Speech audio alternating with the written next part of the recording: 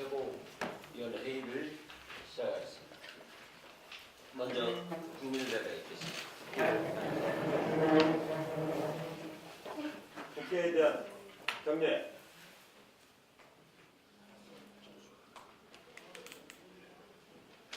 바로 자리에 식습해 주시고 먼저 당 대표이신 정동영 대표께서 또 발언 있으시겠습니다. 네, 43차 최고위원회를 시작하겠습니다. 어제 전주에서 선거제도 개혁 방역 집중 캠페인을 벌였습니다. 어제 행사 끝나고 전주 시내 한복판을 당원들과 함께 행진하면서 연동형 비례제 선거제도 개혁이 뭔가를 알리는데 효과적인 캠페인이었다고 생각합니다. 앞으로도 시민들을 상대로 선거제도 개혁에 관한 우리 당의 입장과 또 이것이 우리 국민들이 먹고 사는 문제에 직결되어 있다는 점을 알리는데 초점을 두고 캠페인을 벌여갈 것입니다. 오늘 그 저명한 학자의 글에 이런 내용이 있어서 한 줄 소개하고자 합니다. 선거법 개정의 열쇠는 더불어민주당이 쥐고 있다. 한국 사회를 근본적으로 변혁할 천재 이루의 역사적 기회가 민주당 손아귀에 놓여 있다. 민주당은 역사를 두려워하라. 촛불 시민들과 함께 성숙한 민주주의 시대를 열 것인지 수구 세력과 손잡고 알량한 기득권을 지켜갈 것인지 역사가 지켜본다. 선거법 개정은 한국 사회가 성숙한 민주사회로 도약할지 아니면 야만적인 과두집의 정글로 전락할지를 판가름하는 정치적 분수령이다. 우리 당도 같은 입장입니다. 사실 10년 전에 이명박 씨가 대통령 되면 경제가 살아날 것이다 하고 기대했습니다만 그분은 지금 어디에 가 계십니까? 또 그 뒤에 박근혜 씨가 대통령 되면 박정희 딸이니 경제만은 살릴 것이다 하는 기대를 모았지만 그분 지금 어디가 계십니까? 촛불로 박근혜 끌어내리고 새로운 정부가 들어서면 먹고 사는 문제가 좋아질 것이다 기대했지만 이 겨울은 불만의 겨울이 되고 있습니다. 결국 문제는 사람 하나 바꾼다고 대통령 하나 바꾼다고 세상이 바뀌는 것이 아니라는 것을 증명합니다. 결국 제도입니다. 제도를 바꾸는 것이 우리 삶을 바꾸는 것이다 하는 것을 다시 한번 느끼게 됩니다. 말씀 더 붙이면 오늘 청와대에서 중소기업인, 상공인, 자영업자, 벤처기업을 중심으로 200여 명을 초청해서 대통령과의 만남을 한다. 이거 청와대가 발표했습니다. 근데 소상공인연합회 회장을 배제했습니다. 정부에 껄끄러운 사람, 쓴소리 하는 사람은 빼고 우리끼리만 모여서 말 잘 듣는 사람 늘 모아서 하는 행사 편협합니다. 지금까지 1년 8개월 문재인 정부의 인사도 그렇고 국정운영도 그렇고 너무 좁습니다. 대한민국은 거대한 바다입니다. 바다. 아니 중소기업인 간담회 한다고 200명 초청해놓고 소상공인 연합회장 빼버리는 그런 분량으로 어떻게 대한민국을 통 크게 모든 국민이 함께 잘 사는 국가로 만들어 가겠다는 것입니까? 이건 작은 사건입니다만 맹성을 촉구합니다. 이어서 원내 대표이신 장병원 의원님의 발언이 최근 김용균 사건 등 산업 현장에서 그 비극적인 일이 따라가고 있어도 안타깝습니다만은 근본적으로는 이 청년들의 삶을 보장한 취업 상황이 너무 심각합니다. 금융위기 이후 취업률이 좀 회복되고는 있습니다만 유독 20대의 고용률만 하락세를 보이고 있습니다. 지난해 20대 청년의 고용률은 57.8%로 2009년에 비해 0.6%가 낮아졌습니다. 20대 실업률 역시 9.5%로 10% 육박하고 있고 이런 OECD 평균 7%보다 한참 높고 이웃나라 일본의 4.1%의 2배가 넘는 수치입니다. 전체 실업자 중 20대 후반의 비중이 23.4%로 OECD 평균 14.4%를 크게 상회하고 있고 OECD 중에서도 20% 이상은 우리나라뿐일 정도로 심각한 상황입니다. 새해가 밝았는데 국민들은 여전히 경제를 걱정하고 있고 청년들은 취업난에 힘들어하고 있습니다. 문 대통령은 다른 어떤 정부 정책보다도 최우선을 경제 살리게 둬야 하고 무엇보다도 청년 일자리 창출에 정권의 명운을 걸어야 할 것입니다. 한 가지 간단히 말씀드리겠습니다. 전두환 전 대통령이 오늘 광주의 법원 출석을 또 거부했습니다.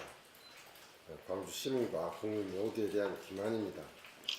오늘 광주 법원에서 열리는 조비오 신부의 사자 명예훼손 재판에 전두환 씨는 반드시 출석해야 합니다. 이 재판은 38년 만에 5.18 민주화운동의 진상을 규명하는 시작이고 전두환 씨가 광주 시민과 민주화운동 희생자들에게 속죄할 마지막 기회입니다.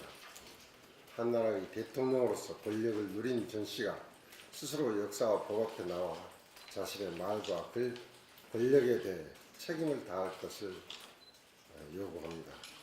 마지막으로 자유한국당은 5.18 민주화운동 진상규명을 위한 조사위원 추천을 오늘까지 한다고 했던 약속을 지켜서 5월 광주 진상이 하루속히 밝혀지는데 적극 협조할 것을 촉구합니다. 이어서 수석 최고위신 유선엽 의원님의 발언이 있겠습니다.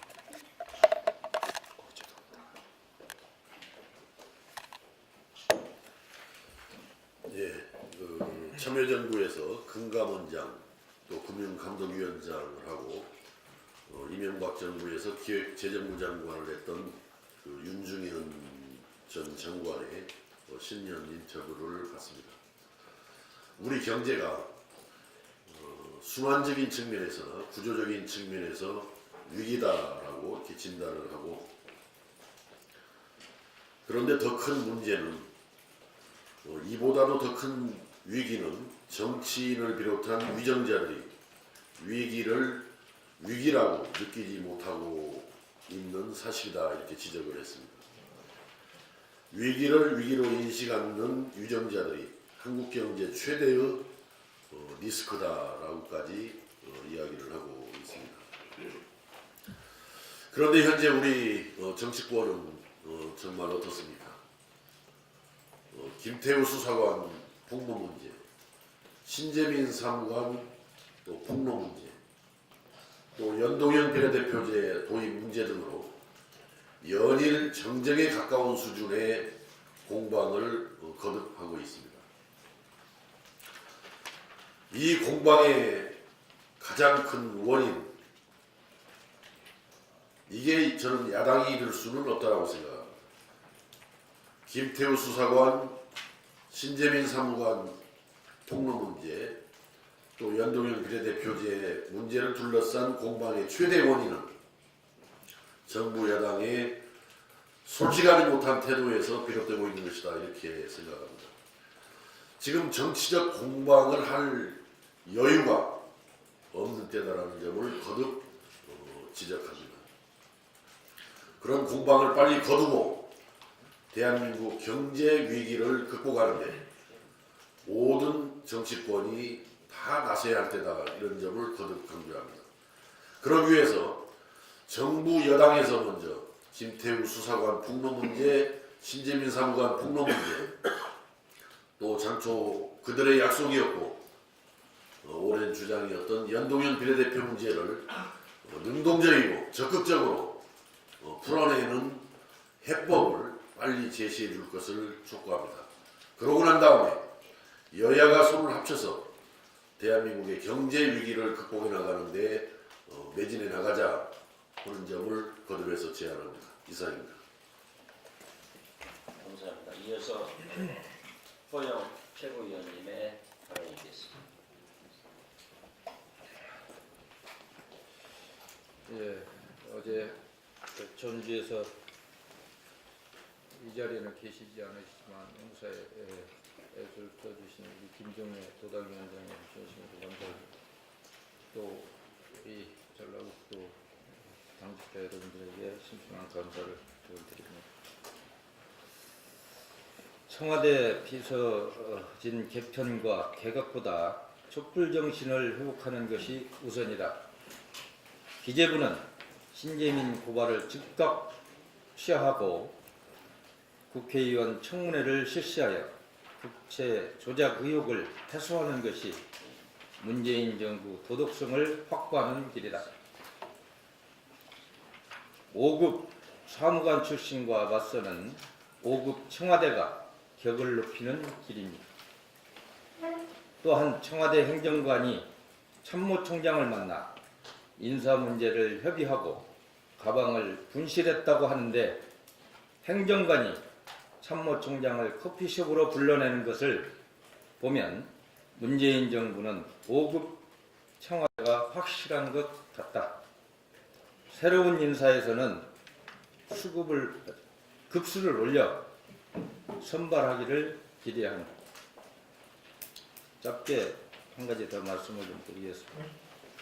문정인 교수가 북한이 선제적 조치를 취해야 한다고 하는 데에 대해 반대한다. 이제 미국이 북한의 조치에 상응한 경제 제재 해제 조치를 취해야 한다. 상호 한 발씩 평화를 향해 나가야 한다. 예, 부장입니다. 네, 이어서 서진희 최고위원님 발언이 있겠습니다. 네, 청년위원장 서진입니다. 연말 연시도 대표님과 최고위원님 그리고 의원님 모두 강행군 하셨는데요. 정말 수고하셨습니다. 올해는 김인현 1919년 3.1운동 100주년이 되는 해이고요. 고 김대중 대통령님 서거 10주년의 해입니다. 외세로부터 굴욕적, 치욕적 삶에 항거한 100년 전 조상들의 정신을 살리고 이어받는 기행년이 되고 싶고, 김대중 대통령님께서 서민의 문제의식과 상인의 현실 감각으로 정치를 해야 한다는 말씀을 되새기며 새해 우리 민주평화당은 가슴은 뜨겁게, 머리는 차갑게의 정신으로 정동영 대표님과 최고위원님들께서 똘똘 뭉치시어 민생 문제 해결과 선거제도 개편의 실현을 이루는 해가 됐으면 합니다. 저 서진이도 열심히 하겠습니다. 고맙습니다. 이어서 정책위 의장이신 윤영일 의원님의 발언이 있겠습니다.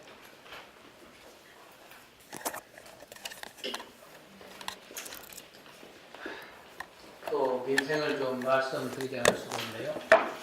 청년은 희망을 먹고 삽니다. 노인은 힘을 얻기를 바라지요. 우리 장병환 원내대표님 말씀 계셨습니다만 우리나라의 20대 청년의 희망을 걸어야 되는 청년의 취업률이 금융위기의 최악의 상황으로 가고 있고 취업률, 고용률은 최악의 상황으로 실업률이 높아만 가고 있습니다. 제가 늘 지역에서 청년들을 접할 때마다 그야말로 한숨 어린 하소연을 들을 때마다 저 가슴 미어 터진다. 그게 바로 민생이요 민심이다. 하는 말씀을 다시 드리고요. 노인 문제도 한 가지만 제가 지적을 하겠습니다. 노인들을 위해서 요새는 시골들이 고령화가 아주 급속히 진정이 되기 때문에요. 마을 회관 경로당에서 노인분들이 만나고 소위 커뮤니티를 구성해서 심지어는 중부시기까지 하고 식사를 같이 하는 경우가 아주 많습니다. 시골은요. 말씀 그대로 이제 고령화의 진면을 다 보여주는 그런 것인데 거기에 정부에서는 경로당 냉난방비, 양곡비를 지원하고 있습니다. 그러나 큰 마을이나 작은 마을이나 20가구 사는 마을이나 50가구 사는 마을이나 양곡비, 연간 냉난방비 양곡비에서 한 50만 원 정도가 지급이 되고 있는데요. 지금도 가게 되면 양곡이 같이 밥 지어 먹을 쌀이 너무너무 부족하다는 말을 수없이 듣게 됩니다. 그러한 민생 문제에 대한 세심한 또 정교한 정책 설계 반드시 있어야 줘야 된다 하는 그런 생각을 하지 않을 수가 없습니다. 정부는 청년들과 그리고 고령화 사회에서의 노인 복지 문제 세심한 정책 설계와 집행 있어야 된다 하는 말씀을 다시 한번 드립니다. 이상입니다. 이상으로 모두 발언을 마치겠습니다. 회의 전환을 위해서 협조해 주시기 바랍니다.